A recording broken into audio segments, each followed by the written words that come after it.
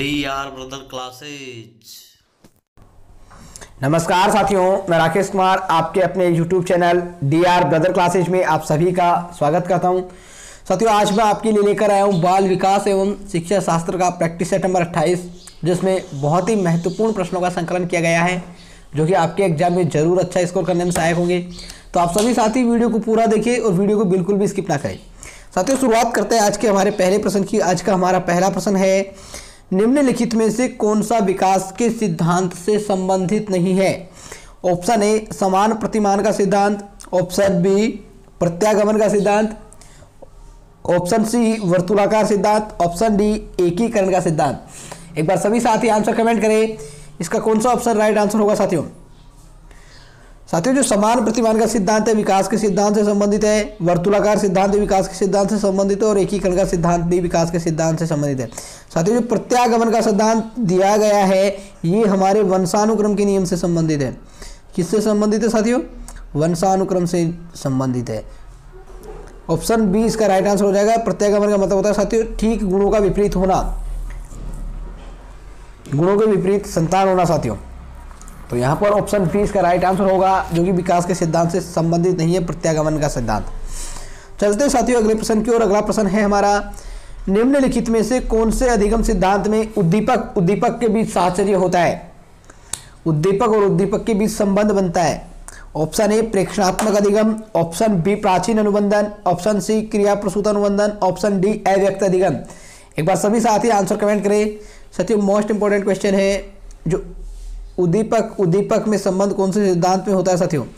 साथियों, उद्दीपक और उद्दीपक में जो संबंध होता है वो प्राचीन अनुबंधन में होता है। यहाँ पर कृत्रिम अनुबंधन जो है स्वाभाविक उद्दीपक की जगह ले लेता है, और जो प्राणी होता है वो स्वाभाविक उद्दीपक की तरह ही कृत्रिम उद्दीपक के प्रति भी प्रतिक्रिया करता है, और यही अधिगम होता है। साथियों, कृत्रिम उद्दीपक के प्रति स्वाभाविक प्रतिक्रिया करना, अर्थात स्वाभाविक उद्दीपक और कृत्रिम उद्दीपक के मध्य संबंध बन जाता है। साथियों, तो हमारा ऑप्शन बी इसका राइट आंसर होगा। साथियों, चलते हैं साथियों अगले प्रश्न की ओर। अगला प्रश्न है हमारा, वह प्रक्रिया जिसके द्वारा संज्ञानात्मक संरचना को संशोधित किया जाता है।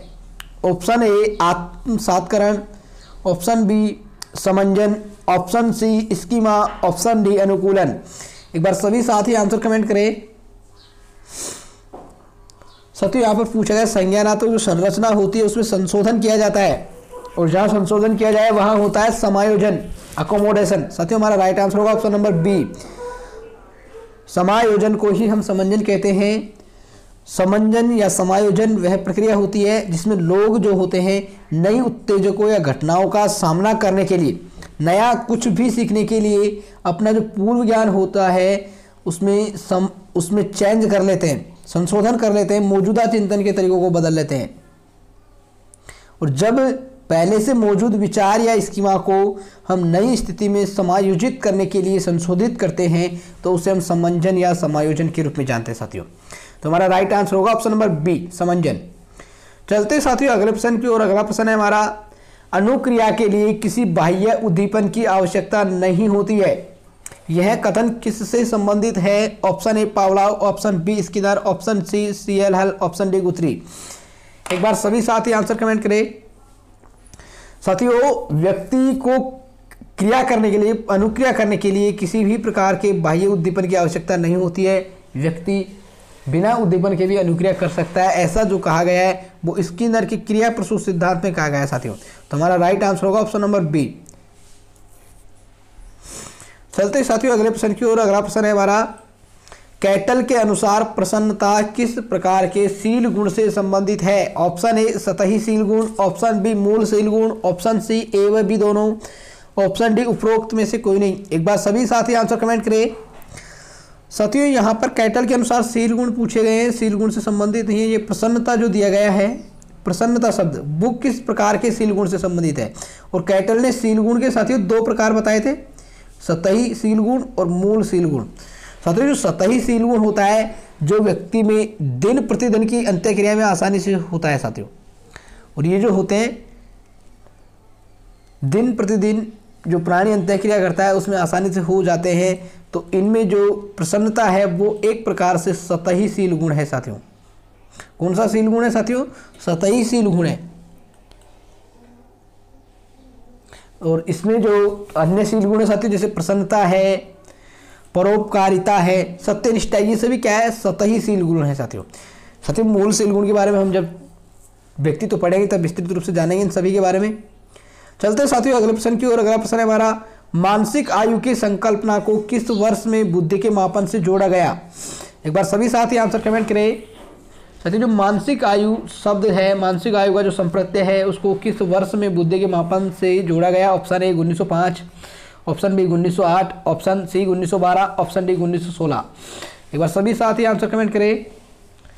साथियों 1908 में मानसिक आयु की संकल्पना को बुद्धि मापन से जोड़ा गया। साथियों जब बीने और साइमन का जो पैमाना था उसको संशोधन किया गया था 1908 में, तब उन्होंने मानसिक आयु की अवधारणा दी थी। और मानसिक आयु का उपयोग जो हम करते हैं किसी व्यक्ति के जो बौद्धिक विकास होता है, बौद्धिक विकास को उसका जो जैविक युग के संबंध में मापने के लिए किया जाता है। साथियों आप सभी साथी ध्यान रखें। चलते साथियों अगले प्रश्न की ओर। अगला प्रश्न है हमारा, अधिगम अंतरण के सामान्यीकरण सिद्धांत के प्रतिपादक है? Option A Thorndike, option B Cattell, option C Judd, option D Bagle. एक बार सभी साथी आंसर कमेंट करें। साथियों सामान्यीकरण सिद्धांत की बात की गई है अधिगम अंतरण के। अधिगम जो अंतरण होता है एक परिस्थिति में सीखा हुआ ज्ञान जिसका दूसरी परिस्थिति में प्रयोग करना, उसके सिद्धांत से संबंधित है। जिन भी साथियों ने अधिगम स्थानांतरण या अंतरण से संबंधित कक्षा नहीं देखी है वो हमारी प्लेलिस्ट में जाकर देख सकते हैं। इसकी कक्षा अपलोड की जा चुकी है बहुत पहले ही, तो आप सभी साथी इस कक्षा को देखकर अपने जो कॉन्सेप्ट है उनको क्लियर कर सकते हैं। साथियों सामान्यीकरण जो सिद्धांत का जो प्रतिपादन किया था वो जुड़ ने किया था। इसका पूरा नाम चार्ल्स एच जुड़ है। और थार्नडाइक जो थे साथियों, थार्नडाइक ने समरूप तत्वों का सिद्धांत दिया था। आप सभी साथी ध्यान रखें। कैटल ने अंतरण का कोई सिद्धांत नहीं दिया है।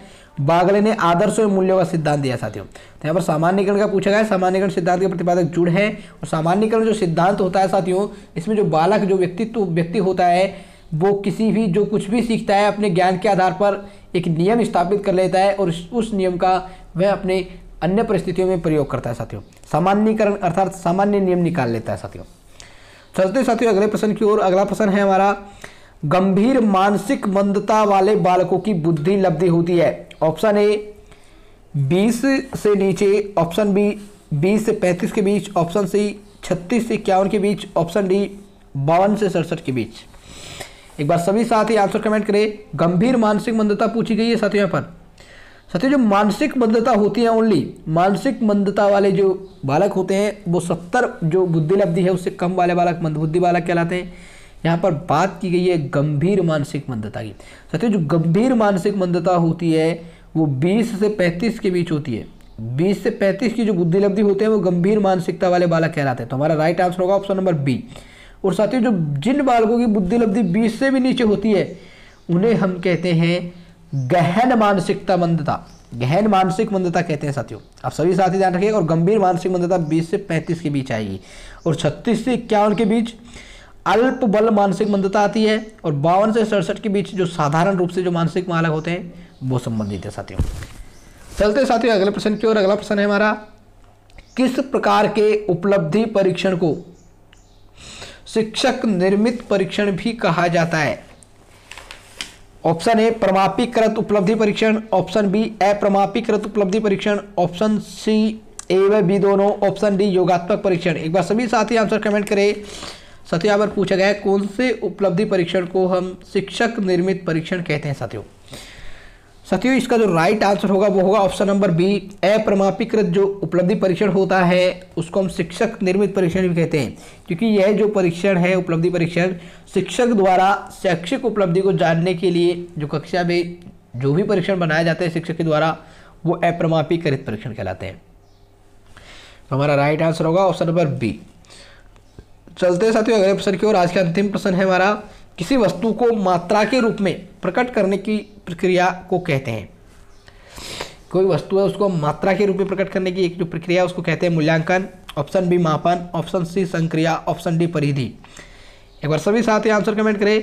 साथियों जो मापन होता है वो मात्रात्मक रूप प्रकट करता है, ऑप्शन बी इसका राइट आंसर हो जाएगा। साथियों जो मूल्यांकन होता है मूल्यांकन जो होता है वो गुणात्मक रूप को प्रदर्शित करता है। यहाँ पर मात्रा के रूप की प्रदर्शन की बात की है तो मात्रा जो है साथियों मापन से संबंधित है, मापन में मात्रा का मापन किया जाता है। तो हमारा राइट आंसर होगा ऑप्शन नंबर बी। साथियों आज का प्रैक्टिस सेट हमारा यही समाप्त होता है। आपको हमारे प्रश्न कैसे लगे आप सभी साथी कमेंट बॉक्स में कमेंट कीजिएगा और आपके कितने प्रश्न सही हुए ये भी बताइएगा। और आप सभी साथी इस वीडियो को ज़्यादा से ज़्यादा शेयर करें जिससे अपने सभी ज़रूरतमंद साथी हमारे साथ जुड़ सके और इन सब का फ़ायदा उठा सके। और अगर आपको वीडियो अच्छा लगा है तो आप वीडियो को लाइक करें, शेयर करें, सब्सक्राइब करें जो भी साथी नए हैं हमारे चैनल पर। धन्यवाद साथियों, मिलेंगे फिर से एक और बेहतरीन कक्षा में। हम डीआरबी टीम की तरफ से आशा करते हैं कि आप सभी साथियों का भविष्य उज्जवल हो, आप सभी साथी जल्द ही शिक्षक बने और शिक्षक बनकर राष्ट्र निर्माण में अपना योगदान देवें तथा अपने माता पिता का नाम गौरवान्वित करें। धन्यवाद साथियों।